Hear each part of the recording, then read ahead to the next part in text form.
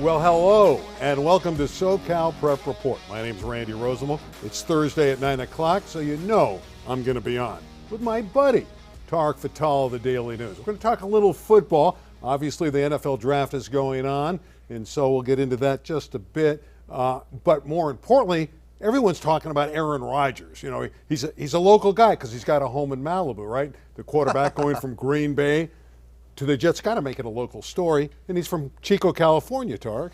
Aaron Rodgers, I'll never forget the dazzling days of him at Cal and going up against those USC Trojans. Obviously, three-time MVP in the league.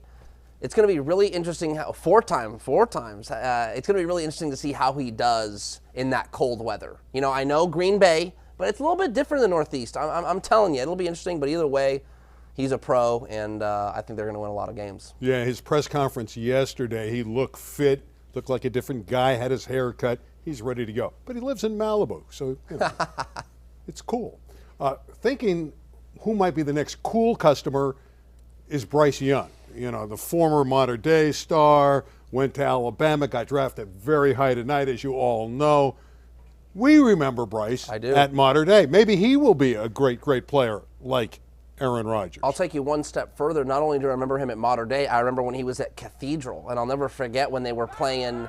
I know we're seeing Mater Dei highlights, and that's where he made that's where he made his name. However, when he was at Cathedral as a freshman and a sophomore, I remember other coaches being like, "This kid's going to be really special." Literally untouchable because he was so elusive, and then would put the ball wherever he wants on the field. I remember his last game when he lost to St. John Bosco. I was on the field. He's throwing Hail Marys to try to win the game.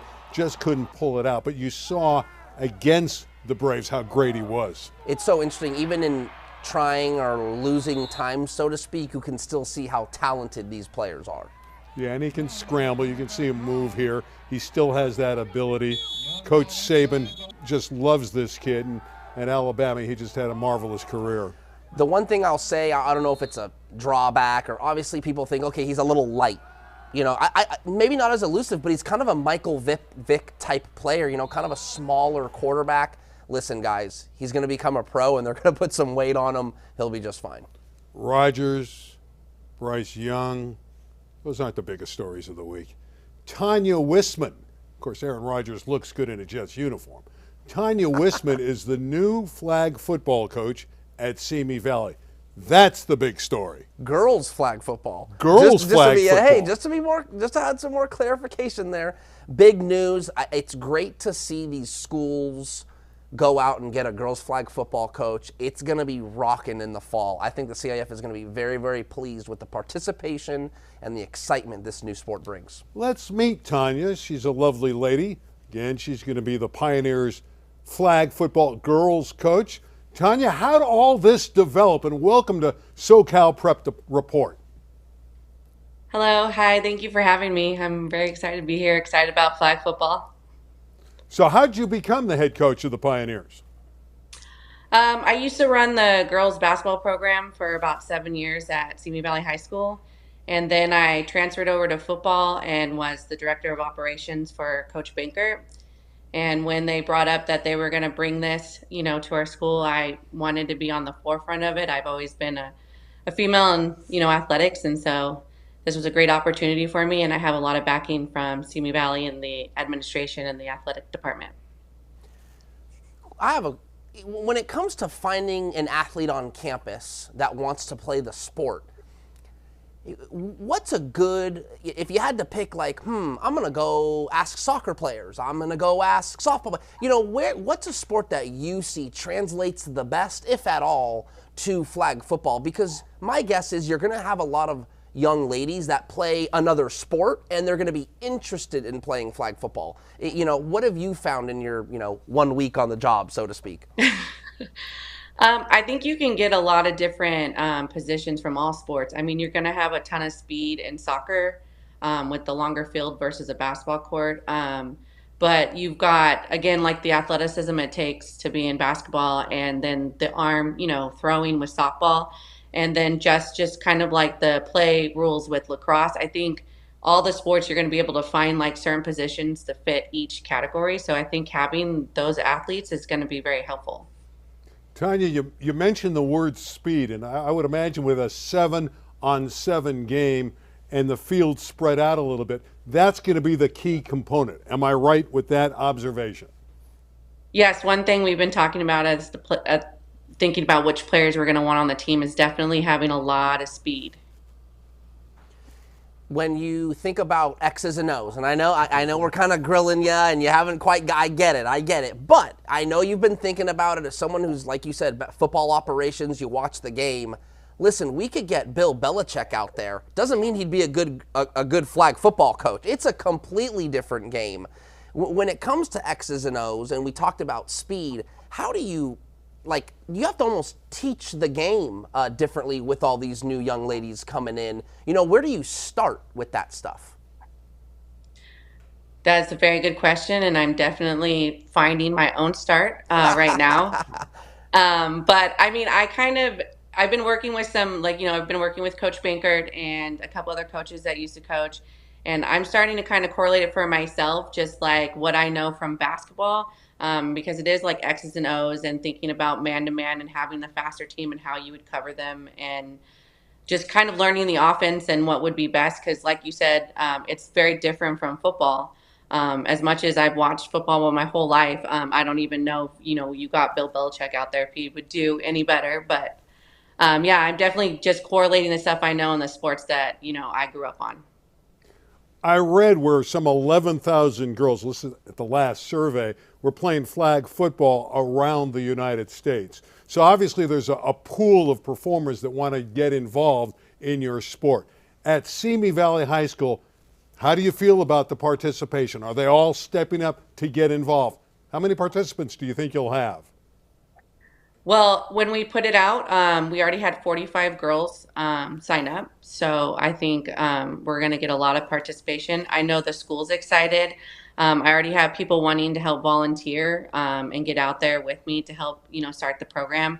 I've got all of football, Simi Valley football is behind me. So I think it's going to be a really great, program for Simi Valley. And I think a lot of people are going to be excited to be involved with it.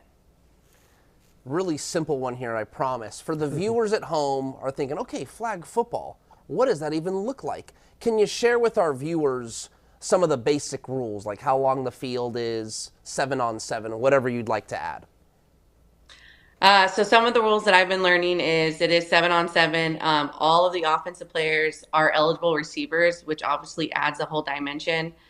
I've been learning that the field is going to be, it could be 80 feet and then 50 in width. But they said shorter fields too. So I don't know if that's going to translate to tournament play versus league play. I've learned about how many players can be up on the line and behind the no contact, kind of being able to shield and not really block. So definitely going to be a learning experience for a lot of us. And I think part of the training at the beginning of our season is going to be just kind of understanding the game itself. You mentioned Coach Bankert. That's Jim Bankert. He's been around a long time. He took a Westlake football team all the way to the state final and lost to De La Salle. He's turned around the Simi Valley football program. How much are you going to lean on Jim Bankert, and is he going to be willing to assist you in the process of ramping your team up? He is awesome. He is the reason why I'm here, getting this job. He definitely supported me and had my back in it. And it's one thing we think is going to be beautiful at Simi is bringing girls flag football and football together as one big umbrella. He's definitely already told me I got his full support with even helping finding coaches and helping, set up parent meetings and getting my program off the ground.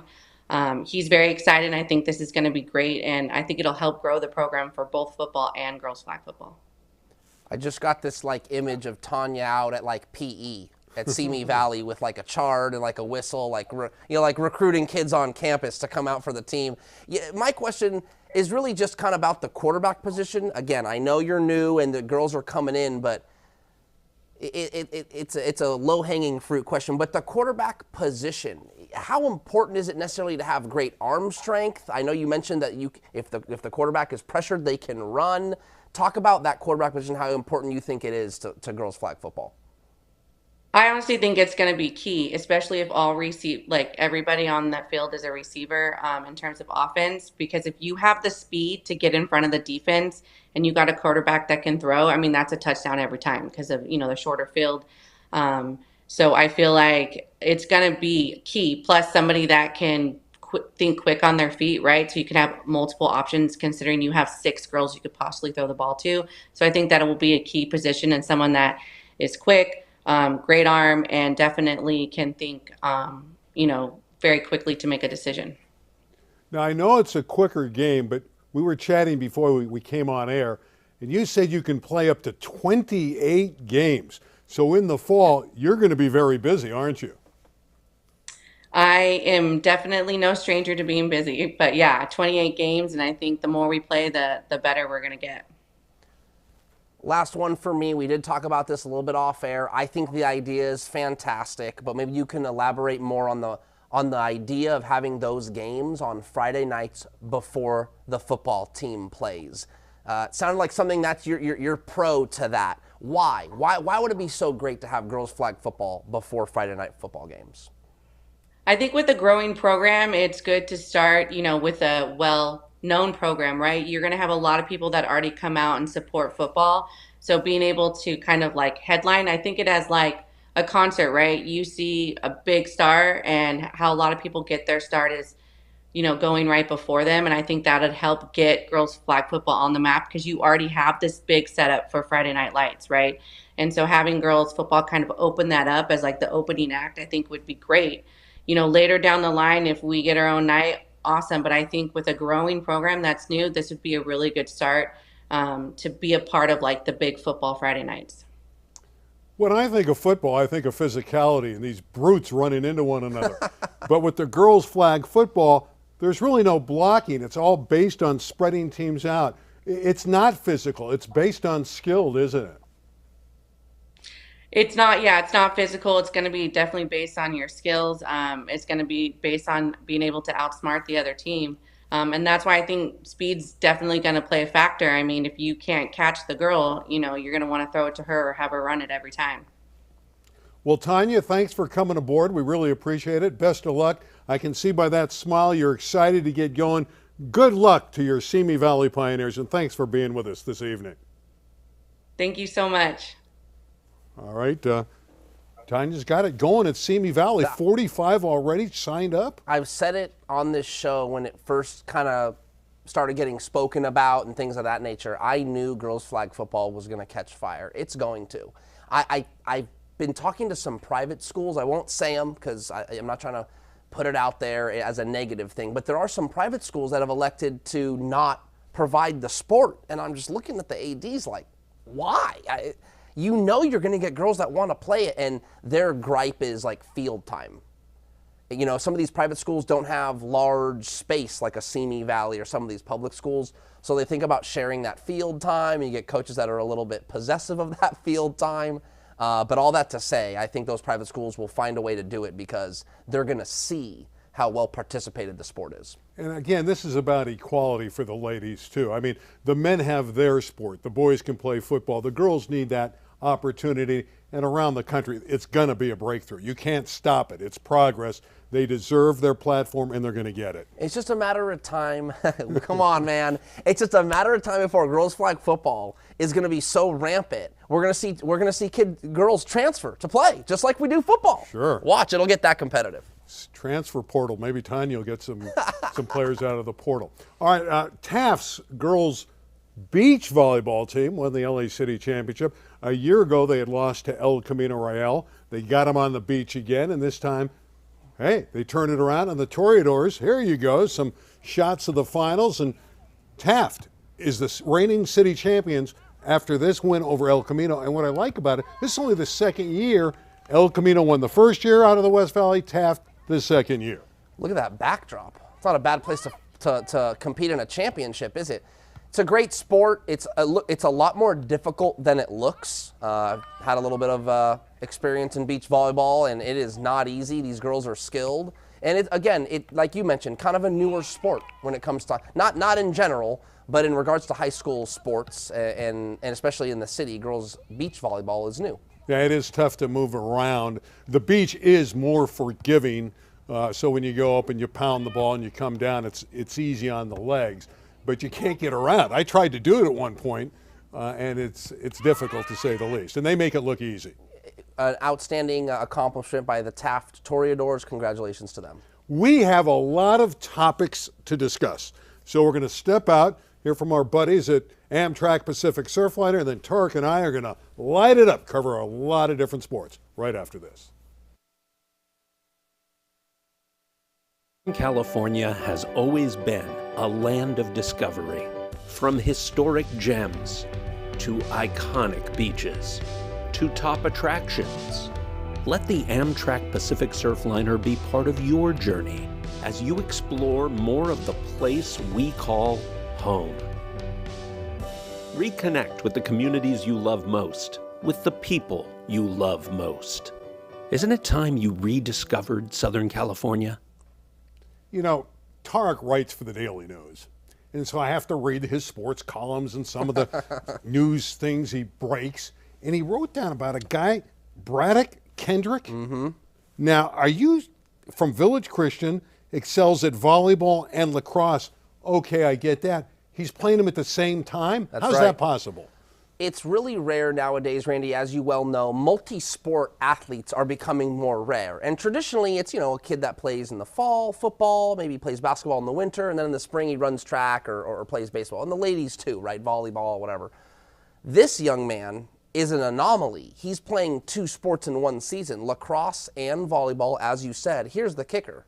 4.3 GPA. I'm like, how do you do this stuff, Braddock? You have to be a 4.3 student to figure out how to get the schedule. I mean, how do you do that? Well, the challenge, too, a lot of people don't know, the CIF only allows for a student athlete to participate in 18 hours a week. So in, practice, games, it can only be 18 hours. So he gets with his coaches, and every week they lay out, okay, I need to be at this practice and then this game, or sometimes it'll be a practice day. He'll do an hour and a half of volleyball, then an hour and a half of lacrosse. Braddock Kendrick, only a junior, one name to keep an eye on. Great, humble kid. You mentioned he plays volleyball. Let's throw out a kudo here to the Palisades Dolphins boys volleyball team in the city section. Last week we talked about how great their baseball team is and could be the top-ranked team when they go into the playoffs. Well, their volleyball team under Carlos Gray has been really good as well. We've been talking about Chatsworth and all the teams in the Valley, but the Dolphins are the defending champions. The Palisades Dolphins seem to always be in the mix, man. It's like that charter school down there. Usually, if we're being honest, it's the country club sports. Usually it's like tennis, golf. But, hey, their football team is always good. Their basketball team's always in the mix. Baseball is likely to get a top seed, 1 or the 2, up there with Granada. So it doesn't surprise me. Palisades always seems to be in the mix at every sport. No surprise it's boys volleyball. Yeah, and again, Carlos coaches both the boys and the girls, and they're always near the top, if not winning it, every single year. So we just wanted to give them a little bit of a shout-out because we've been talking so much about those West Valley League teams. Last week we had Huntington Beach's coach on, Jeff Forsberg, the head coach of the Oilers' #1 ranked softball team. At least we thought they were #1 because they had beaten Los Alamitos. Well, guess what? They played again Monday, and this time Los Al got revenge on a squeeze bunt, 5-4 to win it. Outstanding play. This time of the year, Randy, look at that excitement. That's kind of the ethos of high school sports. When you get down to the end of the year, Randy, of course playoffs, right? That goes without saying. But at the end of the regular season, there's always a little something to play for, whether it be a league title, positioning in your league for a better playoff spot, and the games become have a little bit more of a buzz to them, and you get a dramatic finish like that. And let's hear it for Juliet Halcomb, who got that bunt down. We don't see a lot of well-played small ball nowadays. I was just going to say, kind of those fundamentals have been lost, right, when they should be foundational. Lay down a bunt and get a win. That's awesome. Yeah, I'd love to see those two teams again in the playoffs. Obviously, they're from the same league. They've played 3 times this year, and Los Alamitos has won 2 of the 3. So they'll be back in first place going into the playoffs. They'll be the #1 ranked team. But it'll be great. And I know Norco's terrific, and there's a lot of great softball teams. But it'll be great to see them meet up again in the tournament because their games are so well played. I would hope that the CAF Southern Section Committee looks at that and puts them on opposite sides of the bracket. Not to say that it's favoritism, but maybe that you might get a final showdown in the final. But yes, there are other teams like Norco, Oaks Christian, very capable. Notre Dame is the #1 team in baseball in Southern California and in the state. Tom Dill is their fine coach. He told me he wants to be on the program. We might have him next week, scheduling permitting. Tom's got a great team. They've won the league, the Mission League Championship. I know you think they are very, very good. They've proven time and time again this year why they're the #1 team in the state. But also, I was actually speaking with Tom Dill today on this beautiful Thursday, and I did mention, and he was talking about how rare it is for the Mission League to be won with a week left to play. It always comes down to the final couple games or the final week of the season. And here's Notre Dame was so dominant in a very tough and nationally renowned league. They had the thing locked up with a week left to go. So it just goes to show you how good this team is. Tom Dill is primed for another appearance in the CIF final. Don't forget, they got there last year, fell short. I know there's players on that team that are hungry to get back there again. Yeah, Jay Serra beat them. How good's Justin Lee, the pitcher at Notre Dame? They got 4 studs that can throw from the bump, and Justin Lee is probably the best one. Oliver Boone pitching extremely well. Those are the 2 studs for Notre Dame. And they got guys coming out of the bullpen too. So that's a very good team in the Mission League. But I like the team that finished second, Harvard Westlake Wolverines. They're coming on like gangbusters. Never heard of them. No, kidding. Yes, you have. Yeah, the Wolverines, I got to watch them this week against Crespi. They locked up second place in the Mission League. They're on a 12-game winning streak. So when you talk about playing the right baseball at the right time, they're it. Because I want to say at one point they were 6-6, 9-7. That's a lot of losses for that Harvard Westlake team, which is usually nationally ranked and is nationally ranked. You're thinking, what's going on here? But they've found their stride. They're playing good baseball. The name I hear about is Will Gasparino. Oh, yeah. Tremendous offensive player. He was injured earlier in the year. Correct. And missed a lot of time. Since he's come back, they've been almost unbeatable. Center fielder. He's about 6'7". He looks like a basketball player. He's kind of long and athletic, but what an outstanding athletic player and a lot of bat speed and bat power. 2 weeks ago, came down to the final inning against Sierra Canyon twice in 1 week. First one, a walk-off home run. The next day, walk-off single. They won both games. Of course, obviously that's what walk-off means. Will Gasparino could be. They talk about him being a first-round draft pick, Randy, so we'll see. Can he be like Aaron Judge? Can he put on the weight and become a powerful home run threat? So that's the comp. Obviously, it's hard to see that and forecast that. However, that's what they're thinking. Someone tall and big like that. I want to bounce back to softball because I kind of skipped it and I probably shouldn't have. I see this note, true grit. I was thinking John Wayne. I saw that, I think, out of one of your columns. So what does true grit in softball mean? Well, listen, if you saw it, it was a quotation from the coach. The Louisville softball coach said, hey, this team it is true grit. And she was talking about Hayden Luderer, who is going to New Mexico, and we have a video of this and a photo, but you have never seen this, I'm telling you. This is how tough this girl is, and this is the grit that the coach is talking about. There she is batting with a hard cast on her right hand and being effective. So fast, she just tries to slap at the ball and put it in play and tries to get to first base. She's an outstanding athlete, and Louisville, that was what the story was about. It's how gritty and tough. There's the photo with her with the cast. I mean, you've been around a long time, Randy. Have you ever seen anyone play with a hard cast on? Probably, but I won't. I can't bring it up right now. Sure. But I think it's probably happened, but it's got to be difficult. It's got to be very irritating to play with. That's what she said. So she's usually an infielder and fast and quick hands, and so she's playing first base, so she doesn't really she can't throw. Her cast won't let her hold the ball, so she plays first base and tries to find ways not to throw the ball, I guess. All right, let's bounce back to baseball and the Trinity League. Santa Margarita won that league. Very similar to Notre Dame. They dominated the league for the most part, swept Mater Dei a week ago. Santa Margarita, they're another team that's a threat in the CIF Southern section. The 2 leagues everyone talks about in Southern California when it comes to baseball is the Mission League and the Trinity League. And for Santa Margarita, by the way, to beat out teams like Orange Lutheran and Jay Serra, it tells you how good they are, right? I mean, it's like this team must be good because of who they had to beat out to win the league. Santa Margarita, probably a force to be reckoned with in the playoffs. Yeah, that's a valid point. I mean, Jay Serra, again, we mentioned, won the championship last year. They're the team that knocked off Notre Dame, and they're struggling to even get in the playoffs. So that's how good the Trinity League is in baseball. If I'm not mistaken, I think Jay Serra's been to the last 3 Division I. The set's falling apart. Okay, all right. It's a hot Thursday, and things like that happen, I think they've been to the last 3 Southern Section Division I finals. They won the first one, then lost to Harvard Westlake, and then you said they won last year, and they beat Notre Dame. So they've been there 3 times in a row. Damien and Etiwanda is one of the great rivalries in sports. I've seen it in basketball. Their 2 baseball teams are tremendous. They're going to get in the playoffs, and they have 3 hitters. I'm going to read these guys and their totals. Andrew Carter, 460. Tyler Daly, 355.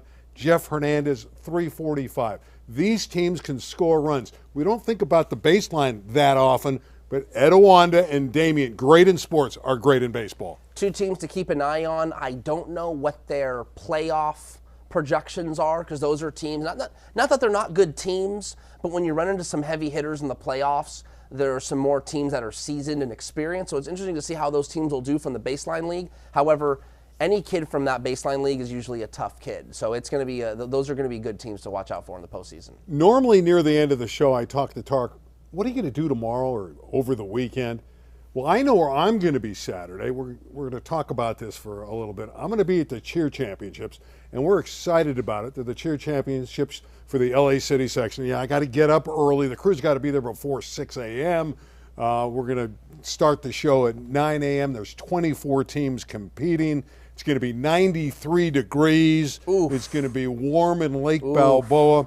But I will have great commentators with me, and Jill Montgomery and Travis Neese and Kara Blumfield will be doing some sideline reporting, getting the interviews.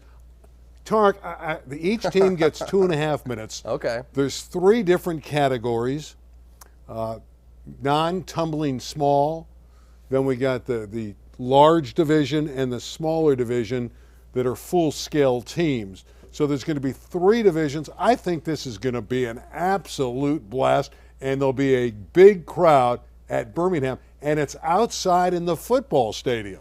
I think what people will see is that cheer is far more competitive than they give it credit for. I think it's a lot of hard work. It's a lot of athleticism and strength put on display, and that's what you're going to see Saturday morning. I would advise anybody to tune in, because that's going to be quite the event. Now, 93 degrees does not sound fun, but I'll be praying for you. Yeah, thank you. Well, and for the competitors, they're only going 2.5 minutes. So they'll be fine. They'll be fine, and they're in great shape anyway. The word I hear from most of the coaches is they talk about the spirit and the unity and the chemistry of the teams and the camaraderie. I hear that more from the cheer teams and their coaches than maybe any other sport.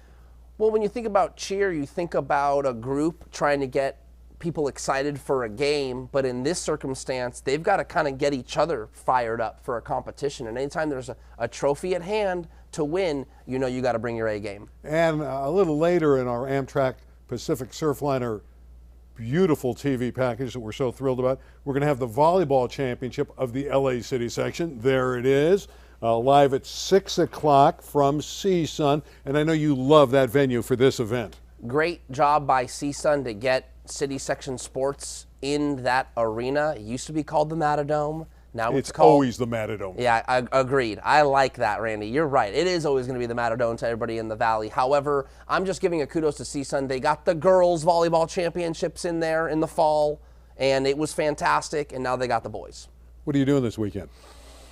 Come on, you didn't give me a good answer last week. You didn't know where you were going. No, you're right. This weekend, on Saturday, I'll take a visit over to Notre Dame, Sherman Oaks. Mm-hmm. They're not playing, but going to work on a feature story, visit with the team a little bit, and then relax on Sunday. But really, Monday is the big day. The CIF Southern Section is going to announce the playoff pairings for the baseball playoffs. Now, do you have any idea why you're going to Notre Dame? Is there one person you want to hone in and get a story about? Well, I want to talk a little bit to Tom Dill. I mean, the guy's been coaching for almost 40 years, and he's got a really great team. I want to ask him, is this the best team maybe you've ever coached? His answer will probably be no. But Dean West, to me, is one of the most interesting players for Notre Dame. He's fast. He does everything. He steals bases. He hits for power. He hits for average.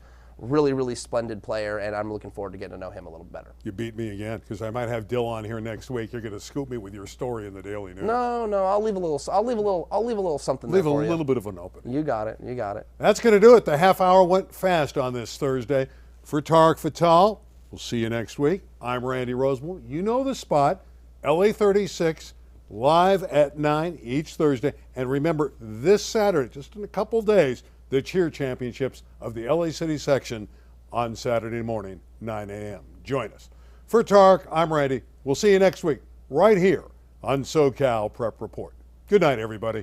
Randy, you need to get just on camera. I don't know if you need to like shoot it, then play it later. We got to get you doing a cheer on Saturday. I want to do a tumble. I'm going to do some acrobatics. You could hurt yourself. I might hurt All myself. I'm saying is get a pom-pom, do a cheer, we'll run it on the show.